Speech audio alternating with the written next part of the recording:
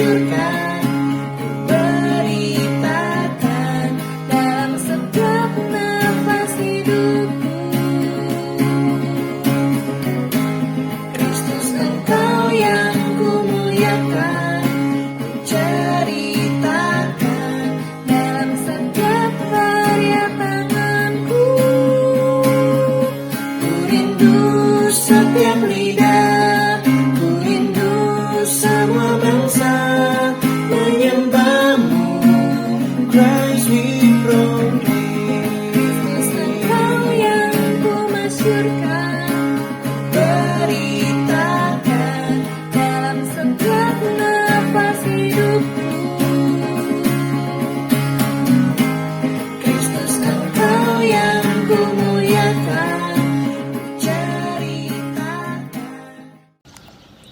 Oke, selamat pagi Lentera. Pagi. Aduh, kayaknya masih kurang semangat ya. Padahal hari ini sudah Jumat pagi, waktunya kita chapel bersama. Ibu Milka ulang sekali lagi ya. Oke, selamat pagi Lentera. Pagi. Oke, puji Tuhan ya. Hari ini kita kembali lagi untuk bersama-sama chapel ya. Anak-anak, sebelum kita akan memulai ibadah kita akan terlebih dahulu berdoa ya. Ibu Milka nanti akan minta tolong Ibu Renika untuk berdoa. Silakan Ibu Renika. Oke anak-anak, mari kita berdoa. Selamat pagi Tuhan, saat ini kami mau mengikuti chapel pagi hari ini Tuhan. Kiranya Tuhan memberkati kami, memberkati anak-anak kami yang mengikuti chapel ini di rumah mereka masing-masing. Kiranya Tuhan Engkau memberkati alat atau sarana yang mereka pakai untuk mengikuti chapel pagi ini. Terima kasih Tuhan, haleluya, amin. Oke anak-anak, jadi hari ini kita akan memuji Tuhan bersama-sama. Kita akan nyanyikan satu lagu yang berjudul Dalam Nama Tuhan Yesus. Nah, nanti anak-anak ikuti gerakan ibu-ibu yang ada di depan ya.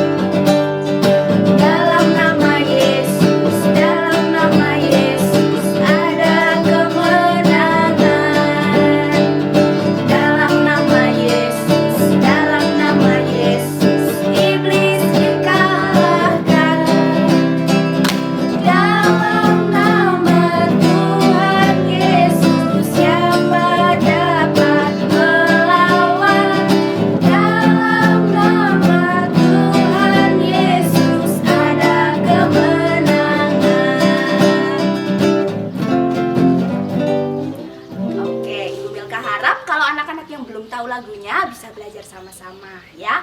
Oke anak-anak, jadi sekarang kita akan memuji Tuhan untuk lagu yang kedua. Ibu Milka undang anak-anak bangkit berdiri. Kita akan naikkan satu pujian yang berjudul Jangan Lelah. Ibu Milka harap pujian ini juga menjadi doa kita supaya kita tidak lelah-lelah dalam bekerja di dalam Tuhan ya. Mari kita angkat pujian ini dengan mengikuti gerakan ibu-ibu yang ada di depan juga.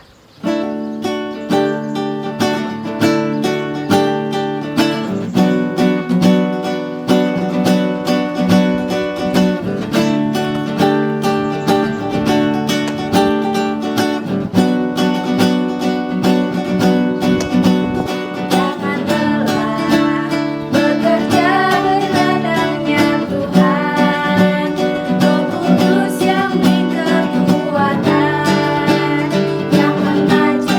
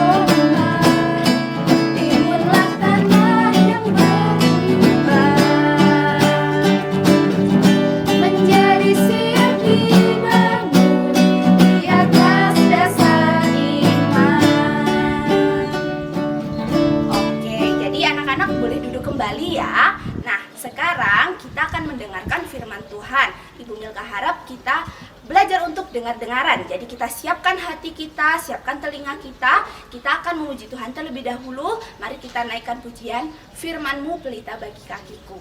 Dengan sikap berdoa ya anak-anak ya.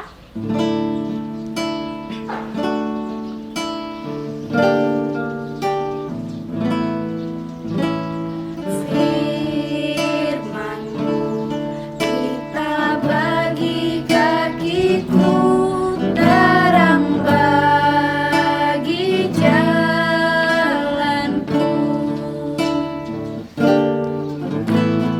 Firman-Mu pelita bagi kakiku, terang bagi jalanku.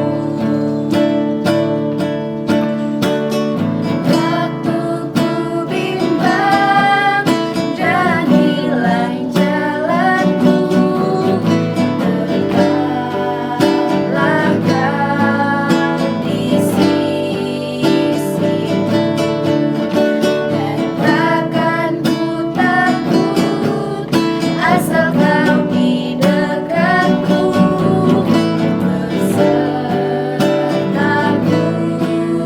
selamanya.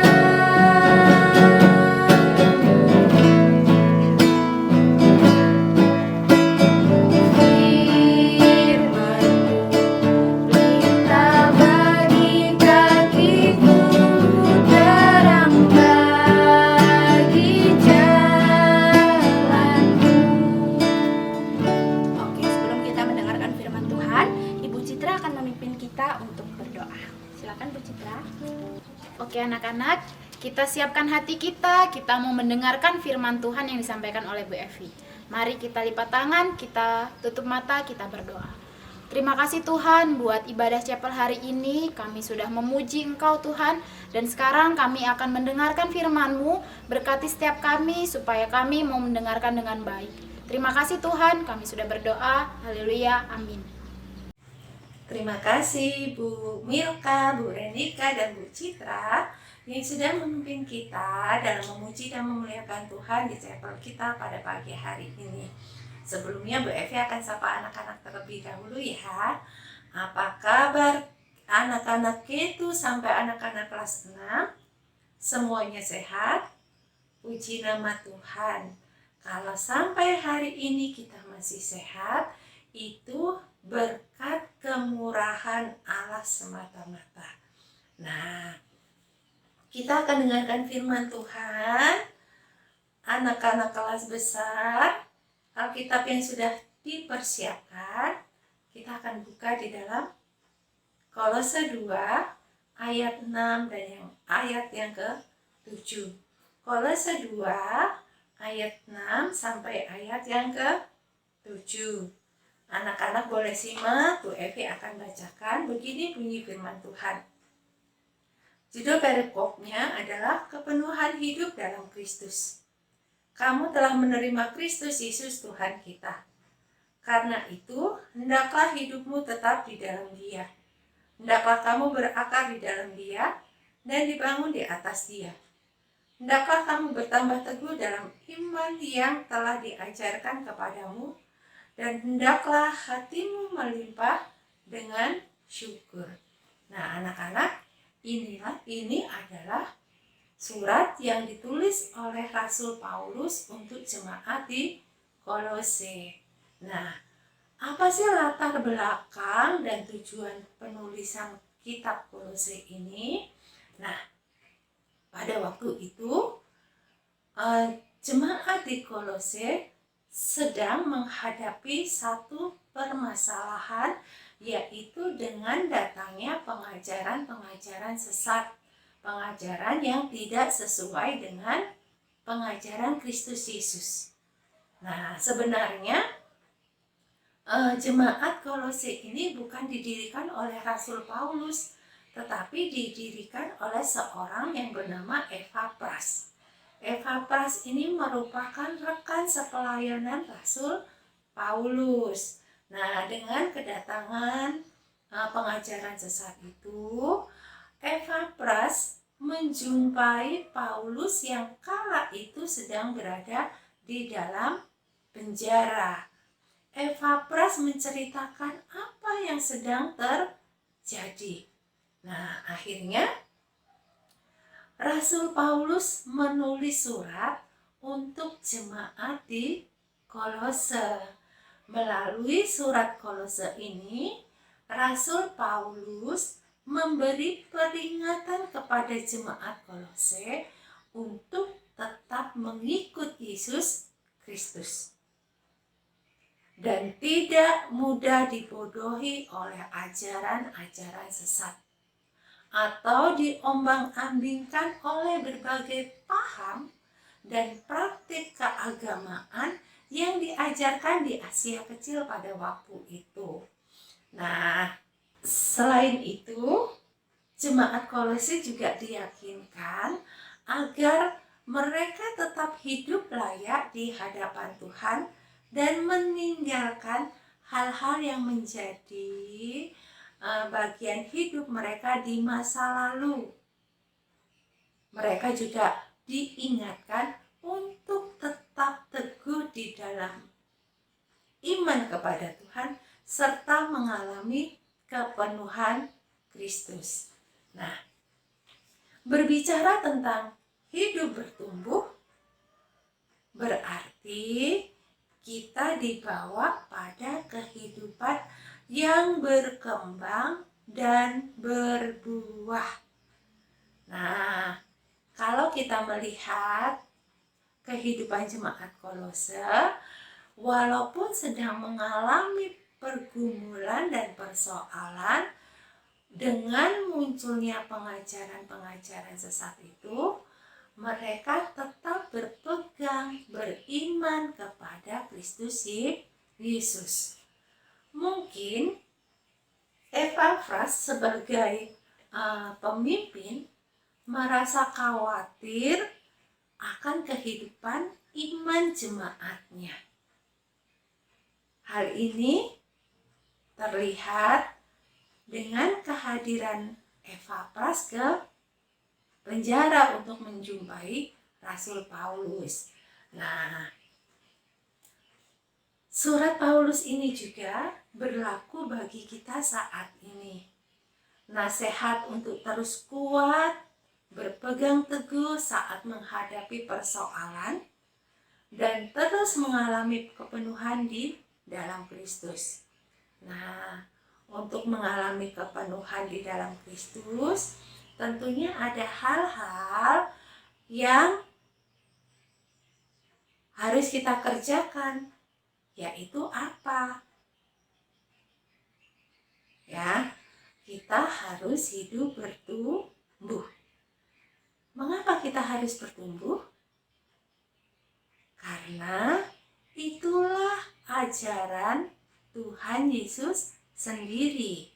Nah, di dalam Yohanes 15 ayat 1 sampai yang ke-8 itu berbicara tentang pokok anggur yang benar. Nah, bagaimana kita diingatkan untuk tetap tinggal di dalam Yesus dan Yesus di dalam kita. Kita sebagai ranting-rantingnya harus melekat kuat pada pokok anggur, yaitu Yesus Kristus sendiri. Mengapa kita harus melekat kuat pada pokok anggur? Nah, ketika kita melekat pada pokok yang kuat, maka kita akan berbuah banyak. Sebab di luar Kristus kita tidak dapat berbuat apa-apa. Dan kita akan dibuang seperti ranting yang dikumpulkan orang lalu dibakar. Nah, dalam perikop ini juga kita diingatkan untuk tinggal di dalam Kristus dan firman-Nya tinggal di dalam kita.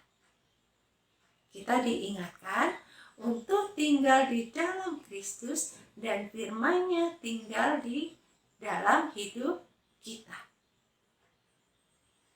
Kalau kita sudah di dalam Kristus dan firman-Nya ada di dalam kita, maka apapun yang kita kehendaki, kita akan menerimanya. Syaratnya kita tinggal di dalam Kristus dan firman-Nya tinggal di dalam kita. Nah, bagaimana cara agar kita dapat bertumbuh?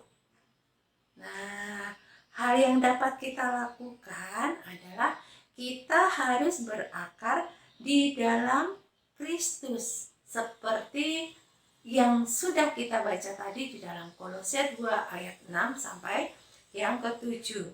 Nah, dalam ayat tersebut menekankan pentingnya kita berakar, dibangun, dan bertambah teguh di dalam iman Yesus Kristus.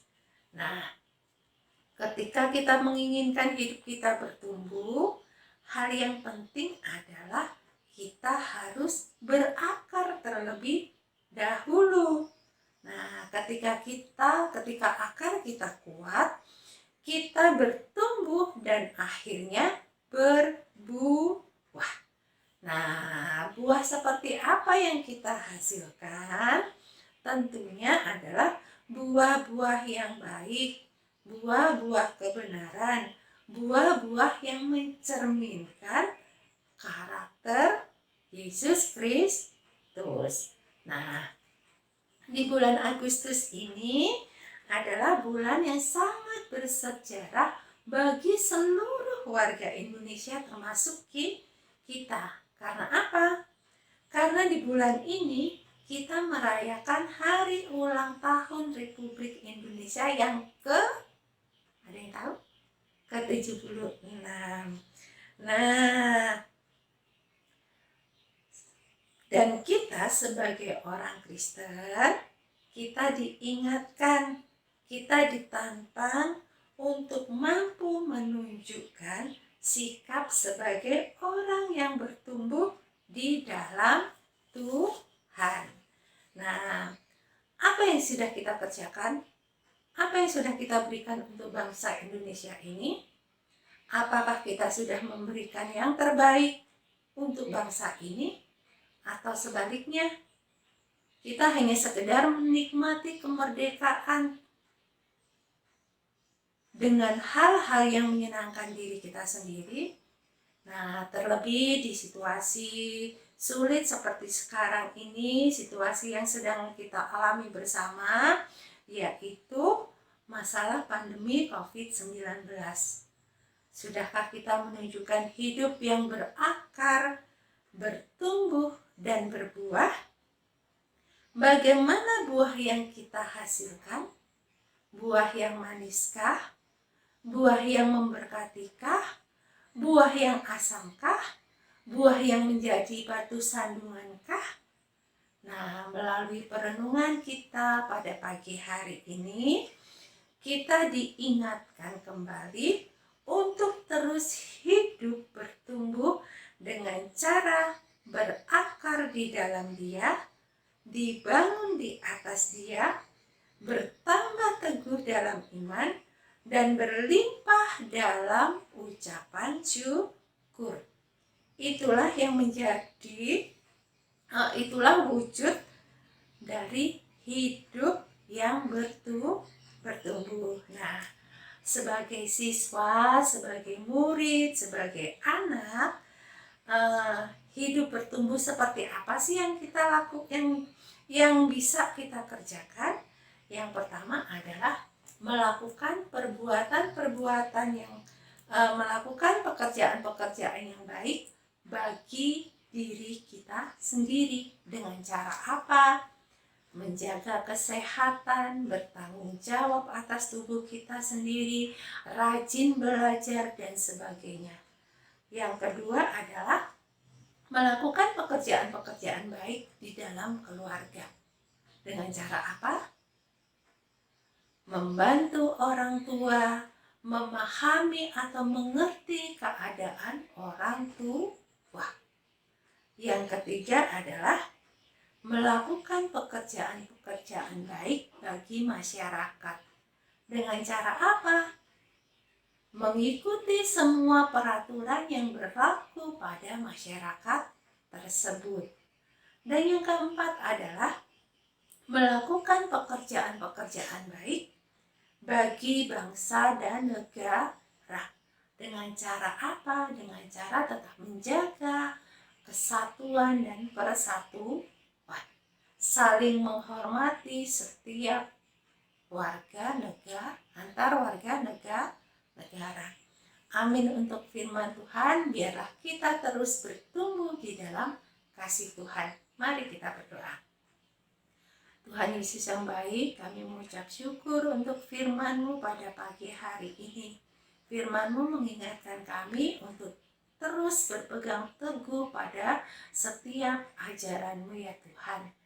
Biarlah Tuhan memampukan kami untuk dapat melakukan setiap kehendak-Mu. Dan kami bersyukur atas bangsa kami yang bulan ini memperingati hari ulang tahun Tuhan. Biarlah kami sebagai pelajar, kami sebagai guru boleh mengisi kemerdekaan ini dengan hal-hal yang berkenan di hadapan-Mu. Di dalam nama Tuhan Yesus kami berdoa dan mengucap syukur. Haleluya. Amin. Oke anak-anak, ibadah kita sudah selesai. Kita akan mengakhirinya dengan doksologi. Kita bersama-sama menyanyikan lagu pujian Hormat bagi Allah Bapa. Anak-anak semua bangkit berdiri, kita nyanyikan bersama-sama.